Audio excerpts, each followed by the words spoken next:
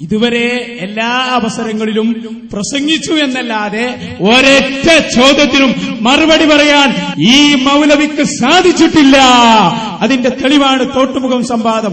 ആദ്യം മുതൽ ഞങ്ങൾ ചോദിച്ചു, തബ്റാനി ഇമാമിന്റെ സനദ് വായിച്ചില്ല, സ്വഹീഹാണെന്ന് പറഞ്ഞില്ല. പിന്നെ ഞങ്ങൾ ചോദിച്ചു, അസ്അലിക മുറാഫഖതക ഫിൽ ജന്ന എന്ന് ചോദിച്ച നബിയതങ്ങൾ മുശ്രിക്കാണോ എന്ന് ചോദിച്ചു, പറഞ്ഞില്ല. പിന്നെ ഇയാൾ തന്നെ ഇവിടെ തോട്ടുമുഖത്ത് വന്ന് പ്രസംഗിച്ചു, ജിന്നിനോട് സഹായം ചോദിക്കാൻ പാടില്ല, മലക്കിനോട് സഹായം ചോദിക്കാൻ പാടില്ല. സീഡ് ഞങ്ങളെ കയ്യിലുണ്ട്, പക്ഷേ നിങ്ങൾ പോയി, അതുകൊണ്ടാ ചോദിച്ചത്, നിങ്ങൾ എത്തിപ്പെട്ട ഗ്രൂപ്പ് ഉണ്ടല്ലോ സക്കരിയ, അതുപോലെയുള്ള മൗലവിമാർ, അവർ പഠിപ്പിക്കുന്നു ജിന്നിനെ വിളിക്കാം, അവർ രക്ഷകരാണ്. ഞാൻ ചോദിക്കട്ടെ, സക്കരിയ സ്വലാഹി മുശ്രിക്കാണോ? അതിനും മിണ്ടിയില്ല. അപ്പൊ എന്തായി? ഈ ലബ്ബാദാരിബിയുടെ വാദമനുസരിച്ച് നബിയതങ്ങളും അതുപോലെയുള്ള മുഴുവൻ സ്വഹാബികളും മുശ്രിക്ക്, കൂട്ടത്തിൽ ഇവരെ നേതാവായ മുഴുവൻ മൗലവിമാരും മുശ്രിക്ക്. ഇനിയിപ്പോ സ്വർഗത്തിൽ ആര് മാത്രം? നമ്മളെ ലബ്ബ മാത്രം.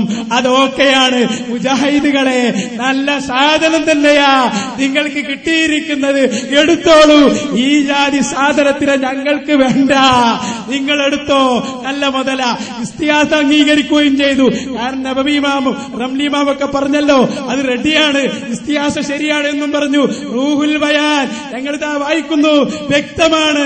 വഹാദാ ബിഖിലാഫി തവജ്ജുഹി ഇലാ റൂഹാനിയത്തിൽ അംബിയായി വല്ലൗലിയായി. മുശ്രിക്കീങ്ങളോട് സഹായം ചോദിക്കുന്നത്, അല്ലെങ്കിൽ മുശ്രിക്കുകൾ അവരെ ബിംബങ്ങളോട് ചോദിക്കുന്നത് ഔലിയാക്കളോട് ചോദിക്കും പോലെയല്ല.